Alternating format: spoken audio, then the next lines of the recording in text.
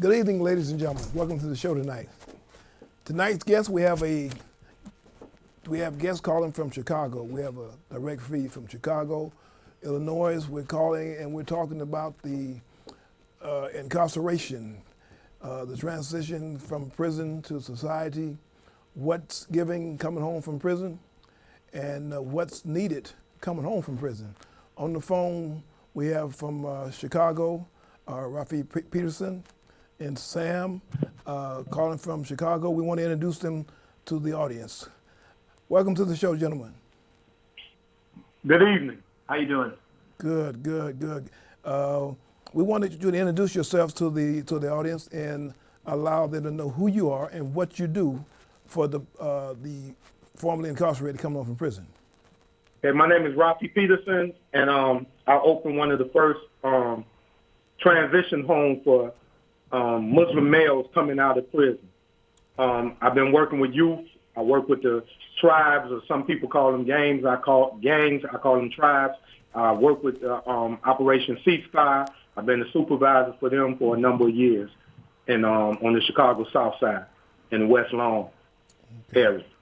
Very good, very good. Sam, my name is Sam Branster, and I'm the manager of Storefront on 63rd, and it's a local business trying to create economic development in the Chicagoland neighborhood. So our long-term goal is to eventually take brothers who have been formerly incarcerated and kind of put them through this program and give them a place to live and work. Okay, very good. So your jobs are to assist individuals coming back into the community after incarceration. Eventually, yes. Right now, we're trying to get our bearings, and we've been open for about a year, but eventually we'd like to work with incarcerated brothers coming home. Okay, okay. Now, my understanding is that the budget in Chicago has been suspended for a number of years. Yeah, for two and a half years. And IDOC has currently cut off all education and academic programs in prison. I can read right here from they canceled. It said, like so many important programs and services which target the neediest citizens, many of the prison educational programs have been reduced or eliminated. In the past 2 years, 3 colleges, Richland College, Danville Area Community College, and Kazansky College, and vocational offerings inside the ILDC facilities, leaving only one remaining provider of post-secondary and vocational training in the state prison. Wow. That's Lakeland College. Wow, is that right? That's ridiculous. That's ridiculous. Now, my question to that, and you may be able to answer it, but I hope so, that we have people that's incarcerated in prison. They go to prison for whatever crime they went to prison for. But going into prison, in order to get a person better coming home, more or less well when coming home from incarceration, you want to give them something to work with while they're incarcerated. You want to give them some kind of program, some kind of education, some kind of program to allow them to come home different from who they were when they went in. Am I right? Absolutely. Okay. Absolutely. In Illinois, I don't know how it is in Cali, but in Illinois, we have prison industries that sell to civilian society. I mean, every prison in Illinois, I think it's like 38 now or more, they all have prison industries. Right. Why do they have prison industries, but in these same urban centers, Southside Chicago, we don't have any factories or anything to help people? And then when brothers work in prison for X amount of years, as myself, I worked in the prison industry. I worked in the milk plant and the slaughterhouse. They had beef and pork and whatnot, slaughtering animals. Why can't we get any kind of certification to come out as certified butchers, or we come out, we know how to work in the milk plant? Right, exactly. Well, in the state of California, we have the same thing. We kind of like on from the same cloth, because in the Department of Corrections here, in rehabilitation in California, we have what they call prison industries. And they make furniture, they make clothes, they make all kinds of stuff, and they sell it to private vendors outside. So they're making money, you know. But the money, where's the money going? Is it going? Is it going to their payroll? It's not going to help the person that's incarcerated to better them when they come home. So the question is on both parts: where is the money going? It's not going back to the prison incarcerate people to better them to coming home, because we don't want them to come home the same way. We want them to come home different from what they were when they went in. Absolutely.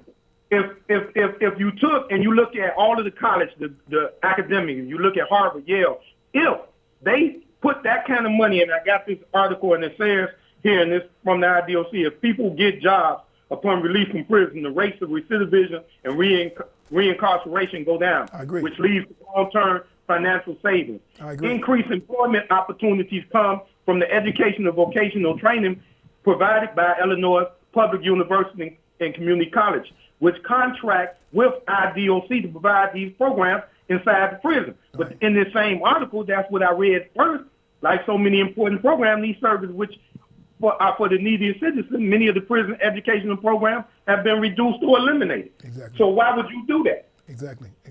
Well, it's for them. You know, it's plain. It's called job security, right? Absolutely. They want to allow this, and it's by design. It's by design. If you keep a person ignorant to what to things, and you let them back out into the world, the community, they have to come back, because you're giving them nothing going on. You give them nothing, no hope. They're going back to what they know. If you don't give a person something of value to go home and create a job or have a job to go to, they got to go back to what they know, back to the streets. Yes, sir. So that's like the revolving door. They fall back into the revolving door and wind up right back where you brought them from. You see, so that's something that we have to work on. We have to let people know in your community, in our community in California, that we have to stop putting money into prisons and start putting money into educating and rehabilitating people that's incarcerated. That's what we have to do. Absolutely. I got another article here. It says today the Illinois prison system holds some 49,000 inmates, up about 10% since 2001. The facility is designed to hold just 32,000.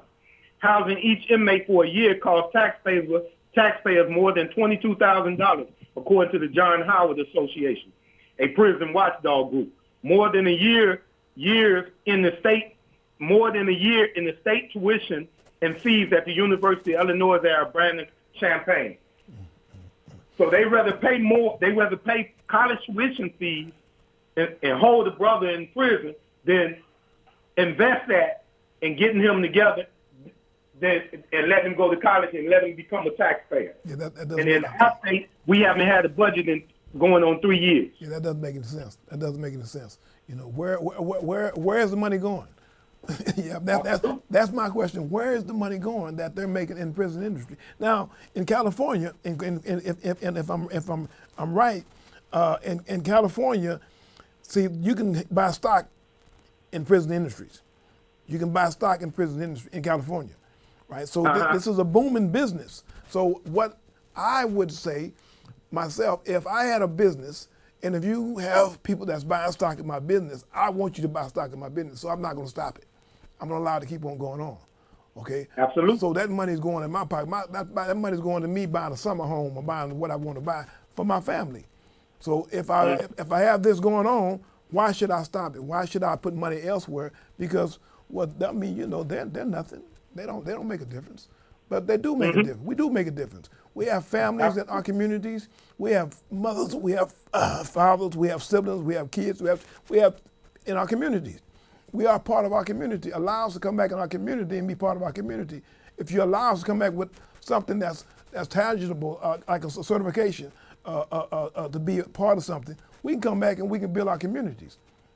Absolutely. If we building y'all prison industry complex for you all, exactly, and you all are making millions, if not billions, of dollars off of us, exactly, in slave labor jobs. I worked in the industry for 5 years when I was in prison, and I earned in like 90 cents an hour. Yeah. You know, yeah. And they put out product. They had filet mignon, yes, beef filet mignon that they were sending out. Yes. And in the milk plant, chocolate milk, half milk, cream, and we didn't get none of that in there on our menu while we was inmates. Exactly. So they making money, like you say. Where is it going? What I think that the average tax payer doesn't understand is that their money is being misused because the average inmate lease here in Illinois is 18 months that a brother recidivate. Right. Because he come home, he don't have any education, Have he anything. don't have any housing, he don't have any ID, he don't have a livable wage job that he can do, he don't have any credit, Exactly. and he's totally re-socialized. He's not socialized to come back. They say sociologists say what? 7 years you lose all social norms. Right. Many of us, as you know, we did decades in that. Exactly. So disservice to the taxpayers for them to just set us out without preparing us. Exactly. And like I said, if you was going to a major university and 80% of the people that graduated from your university was unemployable, underemployed, or out of work, they'd close it down. Sure would. It sure would. Let me get the audience in on our show here. We have a open line here, 415-861-6645. That's 415-861-6645. If you're feeling this, give us a call. Let's talk about this because see, this is something that people don't talk about. You know, this is something that's going on. The system is broke and nobody's trying to fix it. Okay, we are trying to fix it. We've been in the system. We've done time. We know how the system works. Okay, we're out. We're back in our communities. We're trying to fix the system. Nobody's inside is trying to fix the system. So give us a call and give us some feedback on what you think about this on the Wendell Lamine James Show. So call in. Feel free to call in. But yes, my brother, we want it known in Chicago. We want it known in California that we're mad as hell and we ain't gonna take it no more. Yes, sir. And that's the thing with Illinois is that regular citizens across all communities aren't turning a blind eye to this. It's more of the fact that they don't know. So part of the thing that's really important with Rafi's work and what we're doing down here is it's making the problem aware so people can get involved. Because once they do, you know, not everyone's cold-hearted. It's just these elites that are benefiting off, people's grind. So that's why we put so much work in trying to create jobs and create housing and create space for people to come home and re-enter society and kind of restore themselves. Exactly. Well, we commend you in Chicago, my brothers, for the work that you're doing. Continue doing the work that you're doing. We had a setup here today. We want to bring you guys back in a couple of weeks. And we want to have a visual showing on the screen here, so we can get this hooked up properly like it should be. But we want to bring you guys back in a few weeks, and we want to do this again because we want to keep this going. We don't want to just have one show and it's over with. We want, like you said, we want to wake the sleeping beasts up. We want to wake them up and let them know that this is going on, and we need to do something about it. We need to stop this. And what's interesting about Chicago specifically and Cook County overall is that, you know, they put a lot of their information out, but it's kind of hard to find. But if you do enough sifting, you can, you know, we found some basic numbers that are pretty interesting, is that in 2016, there's 44,817 inmates in the Illinois prison system. And what's fascinating and upsetting, but out of those 44,000, 25,398% of those, number of those inmates were black. So that's over 56% of the prison population is black. So, you know, people don't really pay attention to that. And a lot of it comes from Cook County, these urban settings. So, you know, these next steps are trying to come up with new strategies in our urban centers to employ these people and create vibrant, sustainable communities. Right. Well, we're gonna work at it because we have, like I say, if we talk about it and do nothing, nothing is done.